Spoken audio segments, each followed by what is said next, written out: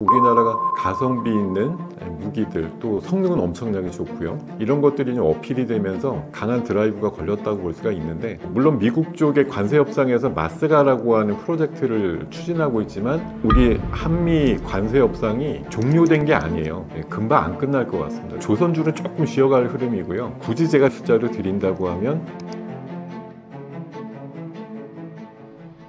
올해 조선과 방산 주가가 크게 올랐는데요. 최근 조정 흐름 속에서도 지금도 여전히 매수 가능한 시점인가요? 네, 올해 작년부터 따져보면 굉장히 효자 역할을 했다고 봅니다. 조선 같은 경우도 최근에 이제 팬데믹 이후에 좀 무역이 활성화되면서 조선 수주에 대한 기대감들이 굉장히 많았는데, 사실 전 세계를 들어봐도 가성비 있게 또 납기를 맞춰서 만들 수 있는 나라 그다지 흔치 않다는 거죠. 그래서 중국 아니면 우리가 절대적인 양강을 갖추고 있는데, 이게 약간의 이제 진영 논리가 또 등장하다 보니까 서방 세계 쪽으로는 이제 우리나라 쪽에 관심이 좀 많아졌다 이렇게 보고, 조선 수주 한 3, 4년치가 꽉 찼다는 얘기들 나오면서 큰 상승이 나왔던 것이고요. 방사는 좀 안타깝지만 이제 우크라이나 전쟁과 또 중동 쪽에 전쟁 같은 것들이 되면서 또 트럼프가 유럽 쪽에 특히 방산 관련된 예산을 장기적으로 5%까지 요구를 하면서 재무장에 대한 움직임들이 활발해지다 보니까 방산도 최근 한 2, 3년 동안 크게 간 흐름이 있고요. 또 우리나라가 가성비 있는 무기들, 또 성능은 엄청나게 좋고요. 이런 것들이 좀 어필이 되면서 강한 드라이브가 걸렸다고 볼 수가 있는데, 어쨌든 바닥 논리로 보면 상당히 많이 올라서 최근에 전술한 바 있습니다만 반도체라든가 로봇 같은 게 이제 새로운 그 아이템들로 떠오르니까 이렇게 좀 오랫동안 간 것들은 조금 진부해지는 거죠. 그래서 최근에 좀 조정을 받고 있는데, 저는 물론 미국 쪽의 관세 협상에서 마스가라고 하는 프로젝트를 추진하고 있지만 지금 우리 한미 관세 협상이 종료된 게 아니에요. 지금 계속 줄다리기를 하고 있는데 금방 안 끝날 것 같습니다. 그렇게 되면 마스가 프로젝트가 우리가 이제 의욕적으로 제안을 했고, 미국도 분명히 받아들일 만한 이슈긴 한데, 그것보다도 이제 더 상회 개념에서 3,500억 달러 정도 되는 우리나라 투자금에 대한 투자 어떤 행태라든가 배분 문제, 이런 것들이 큰 틀에서 아직 사인을 못 받았다라고 최근 보도가 좀 나오고 있어서, 그런 것들 생각해보면 이제 조선주는 조금 쉬어갈 흐름이고요. 다만 트럼프가 그렇게 꿈꾸고 있는 우크라이나 휴전이라든가 중동 이슈는 최근에 다시 좀 시끄러워지고 있어요. 그리고 방금 말씀드렸듯이 유럽 쪽에서도 약 240조 정도 되는 방산에 대한 예산들이 잡히면서 이것들이 대규모 투자라든가 수주로 이어질 가능성들이 충분히 있다 보기 때문에, 저는 조선보다는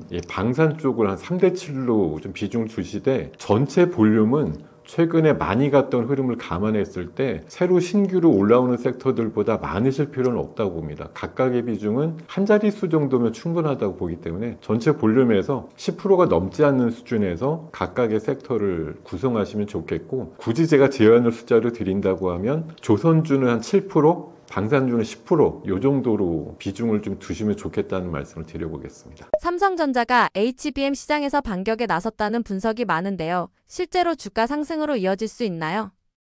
지금 삼성전자는 공교롭게도 이재용 회장이 조금 자유의 어떤 몸이 된 다음에 독한 삼성이라는 걸 주창을 하셨거든요. 그 뒤에 잘 아시는 대로 약 2달 전에 테슬라와의 그 칩 계약, 한 20조 규모로 좀 만들어졌죠. 거기다가 애플에도 직접 경쟁을 하면서도 또 관련해서 공급 계약을 맺으면서 활발한 이제 네트워킹이 좀 되고 있다라는 생각이 들고요.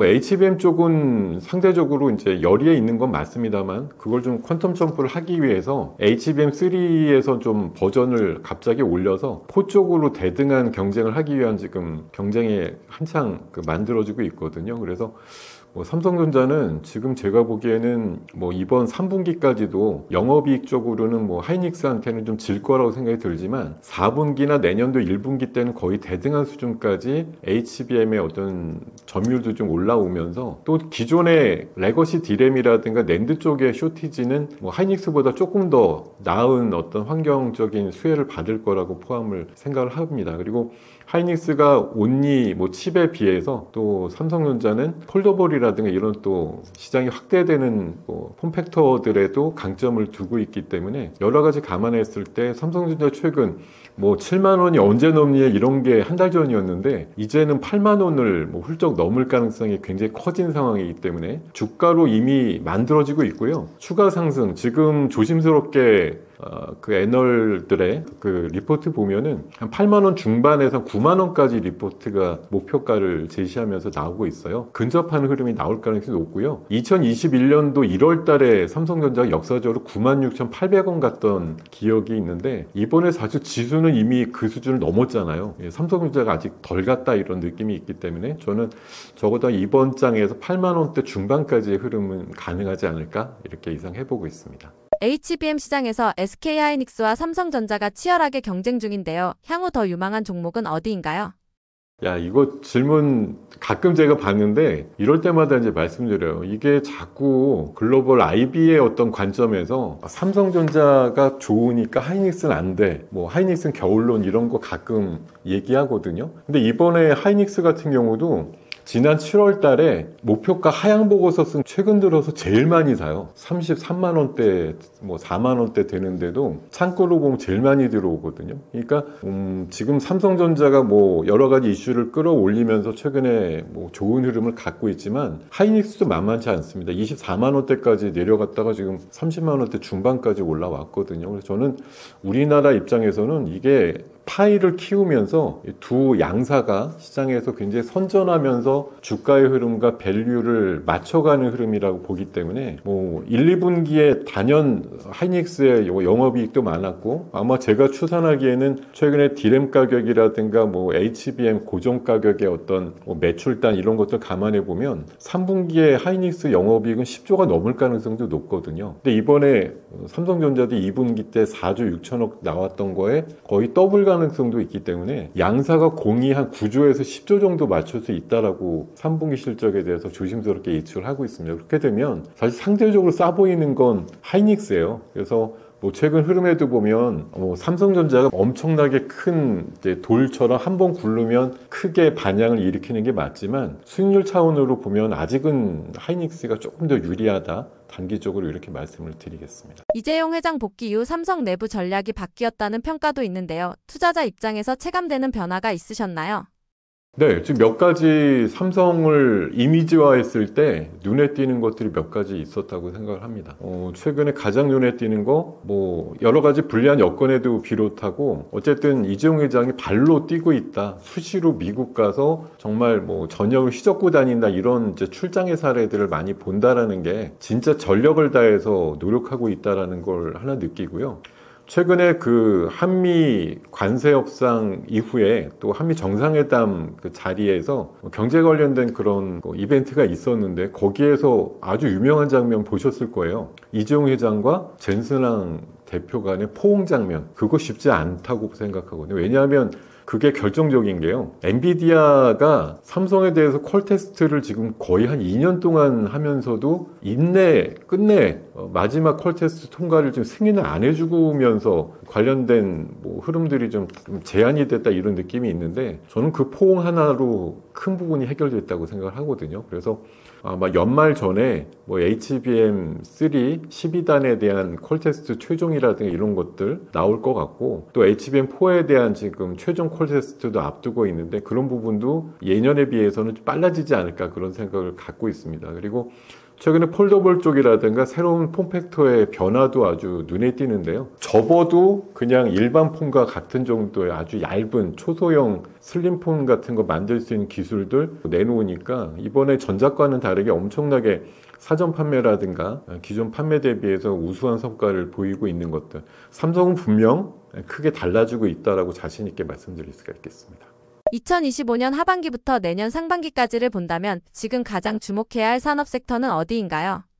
지금 약 2년 전부터 사실 시장의 제일 중요한 뭐 키워드는 저는 AI라고 생각을 하는데요. AI의 투자가 뭐 늘었다, 또 이게 과열이다 이런 것들이 이제 반복되면서 지금 한 2년 반째 흐름을 가져오고 있는데 결국은 최근에 또 증명을 한 것이 오픈 AI의 매출과 또 오픈 AI 샘 엘트먼 대표의 어떤 계획들, 또 오라클과의 어떤 대규모 공급 계약, 수주 계약들, 또 오라클이 또 블룸에너지 같은 SOFC 관련주들하고 또 뭐 계약을 맺는 것들 이러면서 빅테크들이 두렵지만 미래를 향해서 누구보다 빠른 속도로 AI에 대한 대규모 투자에 대해서 계속적인 방향성과 속도감을 갖고 있다는 거 이런 것들이 증명이 됐기 때문에 저는 가장 여기에서 우리 업종 중에 주목해야 되는 건 당연히 최근에 아주 핫함을 보여주고 있는 반도체 섹터라고 생각을 합니다. AI가 버블이 아니라 여러 회사들끼리 경쟁하는 체제가 되면 칩메이커는 그냥 누가 먼저 치고 나가도 좋은 거거든요. 관련되는 고성능 칩과 레거시 D램이라든가 낸드에 대한 수요가 폭증할 수밖에 없다 이런 논리로 보시면 될 것 같고요. 최근에 3등 업체인 마이크론이 D램 가격을 30% 인상한다고 얘기를 하고 있거든요. 그럼 1, 2등인 삼성전자, 하이닉스는 웃겠죠. 뒤에서 3등하는 회사가 저렇게 가격을 올리겠다고 하면 우리는 뭐 못 이기는 척하고 올리면 캐파가 훨씬 큰데 누가 더 돈을 많이 벌겠습니까? 당연하죠. 자, 그리고 두 번째, 전 로봇 섹터가 매우 중요할 것 같습니다. 공교롭게도 2분기 실적의 어닝 시즌이 끝나고 나서부터 노란봉투법이 시행을 하게 된다고 하면서 오르게 된 섹터인데, 자, 지금 전 세계 최근에 미국도 실업률은 올라가고 있어요. 근데 경기 침체가 막 올 거라고 걱정하지는 않습니다. 이제 뉴노멀의 시대고 AI가 무인화를 이끄는 시대이기 때문에 최근에 빅테크들 감원 엄청나게 하잖아요. 그렇다고 해서 빅테크들이 지금 실적이 안 나오나요? 그렇지 않습니다. 그러니까 최근에 많은 과거의 통계치대로 실업률이 올라가니까 경기 침체가 아주 엄청나게 둔화될 거야? 이렇게 생각하실 필요가 없어요. 그 부분을 피지컬 AI의 끝판왕인 로봇이 대신한다. 이런 관점에서 로봇주의 행보가 한 번 올랐으니까 땡 이게 아니라고 저는 생각을 하고 있고요. 적어도 내년도 노란봉투법 3월 시행 전까지는 기대감이 살아있다 이렇게 보셔도 좋을 것 같습니다. 또 하나 이번에 이제 금리 인하가 단행이 되면 미국도 이제 금리 인하 시즌으로 접어들게 될 텐데 가장 이제 보편적으로 수혜를 받는 업종이 바이오 업종이라고 생각이 들고요. 특히나 봄에 연초부터 JP모건 헬스케어 컨퍼런스부터 해서 여러 가지 뭐 아마케라든가 이런 것도 거치면서 11월에서 12월 사이에 기술 이전과 관련된 결실을 보는 사례들이 많이 나올 만한 계절적인 타이밍에 속해 있기 때문에 최근에 ADC라든가 비만과 관련된 섹터들 중심으로 괄목할 만한 주가 상승이 추가적으로 나올 거다 이렇게 기대를 할 수가 있겠습니다. 아직 시장에 잘 드러나지 않았지만 향후 성장성이 기대되는 저평가 테마가 있다면 소개해 주실 수 있나요? 사실 지금 지수가 거의 한 40% 이상 최근에 한 6개월 사이에 올랐거든요. 여기에서 어떤 주도 섹터 안에 범주에 들어가지 못했다고 하면 이 녀석들은 사실 깨어나기가 상당히 어려운 섹터긴 합니다. 이렇게 막 순환을 하면서 뭐 10여 개 이상의 섹터들이 막 바람이 일어나고 상승이 크게 나왔는데요. 지금 상황에서 이제 깨어나지 못했다고 하면 과연 언제 너는 잠을 깰 건데 이런 의문이 붙긴 합니다만 저는 그래도 잘 찾아보면 있다라고 생각을 하고요. 저는 AI에 이제 빗대어가지고 말씀드리고 싶은 거는 AI가 지금 가장 시장에 화두가 되면서 가장 우리 뭐 업종 중에서도 또 수혜를 받았던 업종이 전력 관련된 쪽이에요. 에너지. 그쪽은 지금 2, 3년 동안 굉장히 많은 발전과 또 실적들 또 주가의 상승들이 만들어졌거든요. 우리나라 뭐 흔히 말해서 전력 관련된 그 변압기 수출 미국에 엄청나게 해가지고 10배 이상 올라간 종목들도 속출하는 정도로 굉장히 업황이 좋았습니다. 이렇게 이제 발전과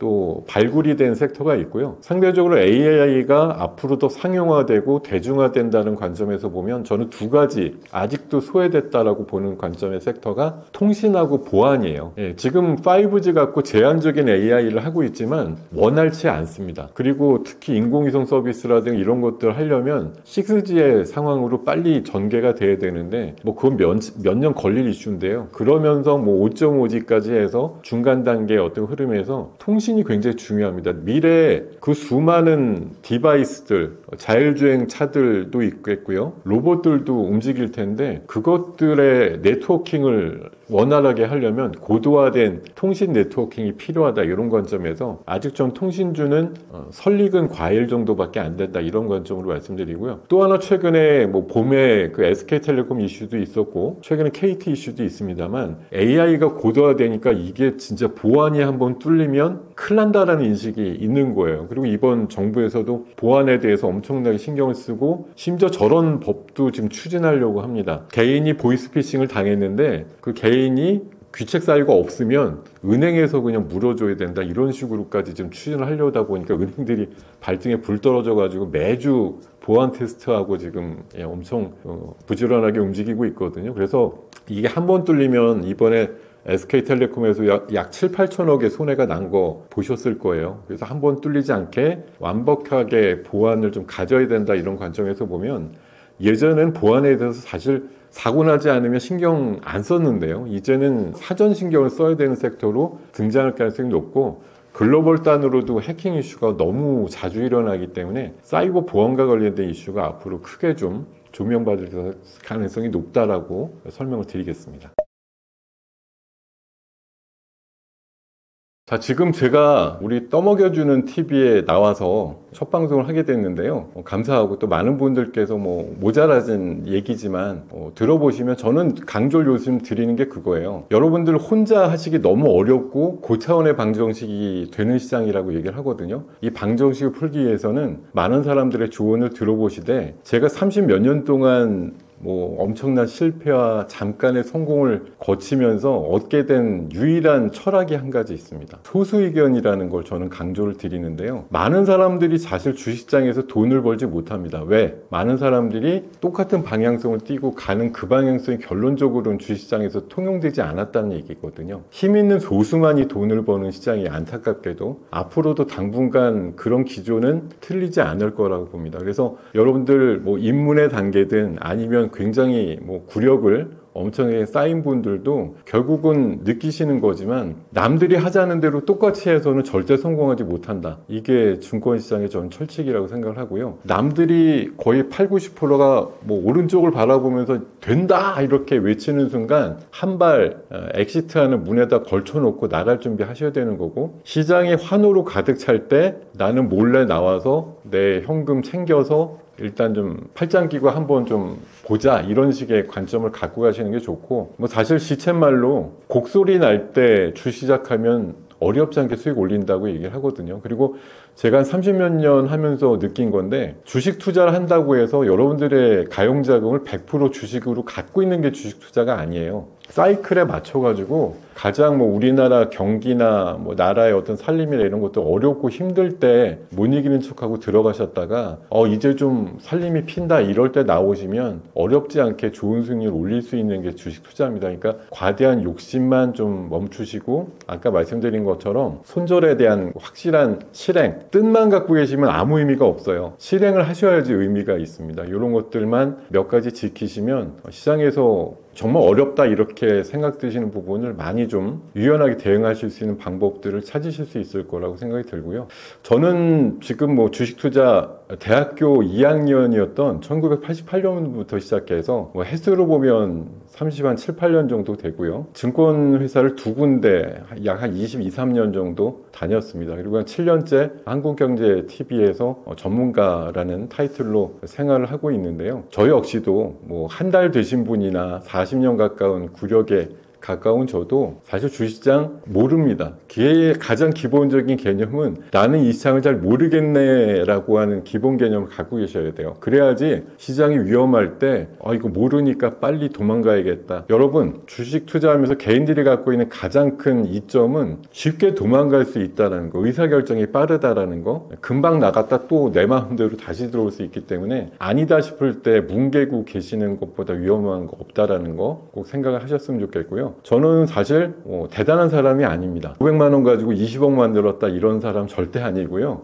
오히려 집에서 10수억 갖다가 다 날린 사람에 가까워요. 실패 스토리가 훨씬 많은 사람인데 제가 그래도 이 화면을 통해서 여러분들한테 전달드릴 수 있는 유일한 장점은 시장을 굉장히 오래 봤다라는 거, 30 몇 년째 보면서 많은 질곡과 굴곡을 거치면서 저만의 노하우가 있는데 그게 대성공의 스토리보다는 실패를 덜 할 수 있는 방법을 좀 익혔다고 할까요? 여러분들 많은 시행착오 속에서 내 돈이 계속 깨지고 줄어드는 경험치가 몇 번 누적이 되면 여러분들 원금이 엄청나게 많이 줄어들게 되거든요. 그 시행착오를 좀 줄일 수 있는 방법들에 제가 기여할 수 있는 부분이 있을 거고 그것들을 소수의견이라는 철학을 통해 가지고 전파를 하고 있습니다. 그래서 저도 가끔 TV라든가 유튜브 통해서 얼굴도 디밀면서 말씀도 드리지만 제 개인 유튜브 채널이 있습니다. 이름은 주식 리뉴얼이라고 발음이 좀 어려운데 리뉴얼이라는 게 그겁니다. 리포트와 뉴스의 모든 것이라고 해서 저는 근간을 뉴스랑 리포트를 해석해 드리는데 좀 강점을 갖고 있다고 말씀을 드리고요. 관련되는 내용들 좀 관련되는 유튜브 그 홈페이지나 이런데 자주 올리고 있으니까 관심 있으시면 한번 들려주시고 또 한국경제TV 통해서도 자주 방송에 임하고 있으니까 잘 찾아서 좀 시청해 주시면서 저는 뭐 제 얘기만 오롯이 믿으세요 이렇게 말씀드리기보다는 많은 사람들 얘기를 들어보시고 누가 가장 소수 관점에서 얘기를 하는지 소수의 관점과 얘기들에 좀 주목하시는 여러분들의 특별한 전략을 가시면 좋겠다 이렇게 좀 말씀을 드리겠습니다. 끝까지 시청해 주셔서 감사합니다. 고맙습니다.